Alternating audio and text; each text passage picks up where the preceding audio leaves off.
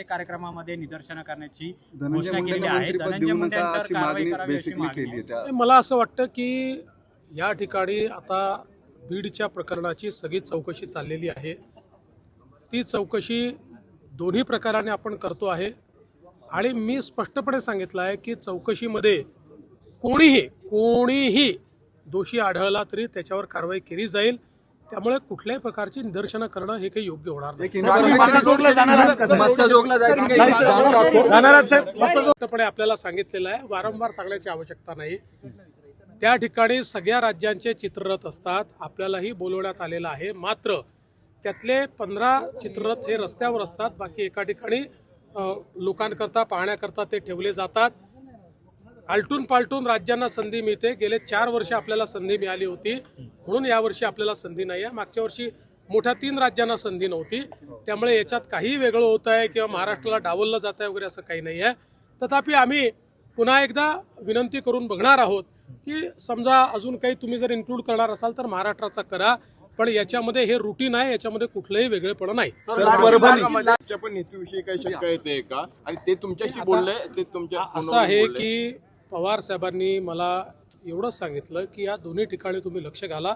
मी त्यांना सांगितलं मी पूर्ण लक्ष घातलेलं आहे. चालू आहे कुठली रस्सीखेच पालकमंत्र्याबद्दल नाही.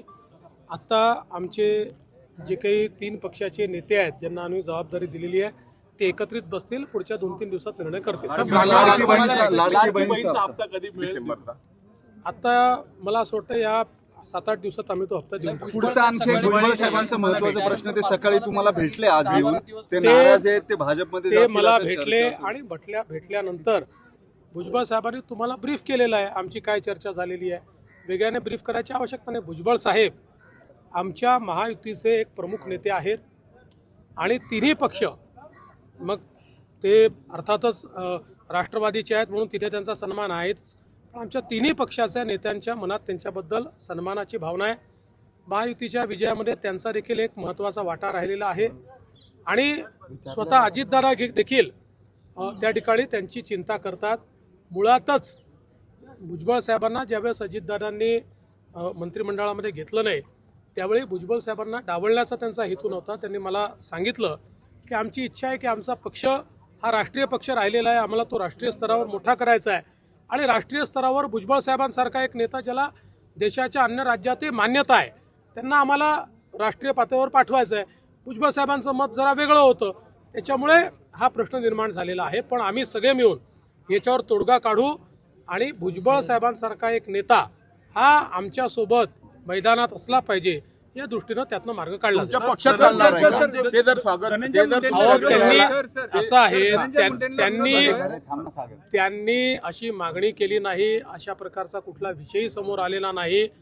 शेवटी राष्ट्रवादी काँग्रेस, आम्ही आणि शिवसेना ती काही एकत्रित आहोत ना, त्यामुळे आम्ही कशाला म्हणजे अशा प्रकारचे काही भावनाच नाहीत. आम्ही एकत्रित आहोत, निर्णय एकत्रित करायचे आहेत आणि त्यांच्याबद्दल तिन्ही पक्षांमध्ये आदर आहे. सर, मराठा क्रांती मोर्चाने केली आहे तुमच्यावरतीच की तुम्ही मुख्यमंत्री आहात आणि कस्टोडियल डेथ ही गृहमंत्र्यांची जबाबदारी असते, त्या अर्थाने तुम्ही गृहमंत्री आणि मुख्यमंत्री दोघेही आहात. हे तुमच्याकडून झालेलं पाप आहे असं त्यांचं म्हणणं. पोलिसांच्या मारहाणीचं थांबून कस्टोडियल बघा, राहुल गांधी या ठिकाणी केवळ राजकीय हेतून आले होते. ही केवळ राजकीय भेट होती. लोकांमध्ये जातींमध्ये विद्वेष तयार करायचा एवढं एकमेव ध्येय त्यांचं आहे. तेच काम गेले अनेक वर्ष आता ते सातत्याने करतायत. त्यामुळे मला असं वाटतं की त्यांनी हे जे काही विद्वेषाचं त्यांचं काम आहे हे त्या ठिकाणी जाऊन पूर्ण केलेलं आहे. महाराष्ट्राचं सरकार संवेदनशील असल्यामुळेच या ठिकाणी या संपूर्ण प्रकरणाची आम्ही न्यायालयीन चौकशी ही घोषित केलेली आहे. न्यायालयीन चौकशीमध्ये या संदर्भातलं सगळं सत्य आणि तथ्य बाहेर येईल.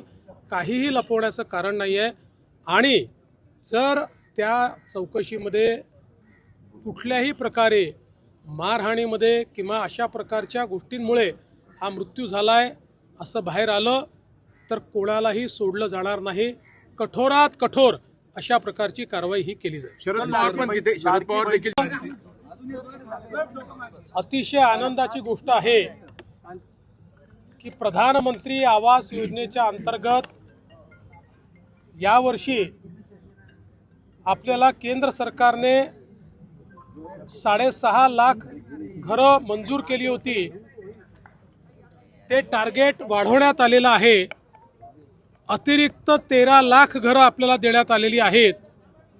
एकूण आपण विचार केला तर जवळपास यावर्षी केंद्र सरकारच्या वतीनं महाराष्ट्रातल्या गरिबांकरता, कच्च्या घरात राहणाऱ्यांकरता, बेघरांकरता एका वर्षात 20 लाख घरं देण्याची अनाउन्समेंट आत्ताच केंद्रीय ग्रामविकास मंत्री आदरणीय शिवराज सिंग चौहान साहेबांनी केलेली आहे. महाराष्ट्राला मोदी सरकारने दिलेली ही अत्यंत मोठी भेट आहे आणि देशाच्या इतिहासामध्ये कुठल्याच राज्याला आजपर्यंत एका दिवसात किंवा एका वर्षात इतकी घरं मिळालेली नाहीत. ती 20 लाख घरं आपल्याला मिळालेली आहेत. खरं म्हणजे आपल्या आवास प्लसमध्ये 26 लाख त्या ठिकाणी लोकांचं रजिस्ट्रेशन आहे. आता ही 20 लाख घरं मिळाल्यामुळे आता फार कमी आपल्याकडे त्या यादीतले बेघर लोक राहतील, जे पुढच्या वर्षी आपण कंप्लीट करू शकू. त्याचसोबत एक गोष्ट त्यांनी केली आहे की पूर्वी सर्वेक्षणामधले जे निकष होते ते निकष देखील आता त्या ठिकाणी डायल्यूट करण्यात आलेले आहेत.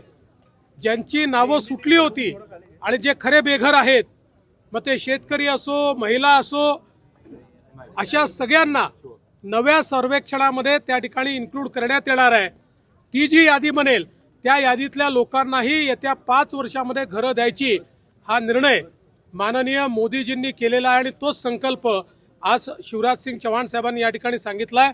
मी महाराष्ट्राच्या वतीनं माननीय देशाचे प्रधानमंत्री मोदीजी आणि केंद्रीय ग्रामविकास मंत्री शिवराज सिंग चौहानजी या दोघांचेही मनापासून आभार मानतो की आज 20 लाख घरं त्यांनी महाराष्ट्राकरता दिली आहेत. सर, यंदा 26 जानेवारीला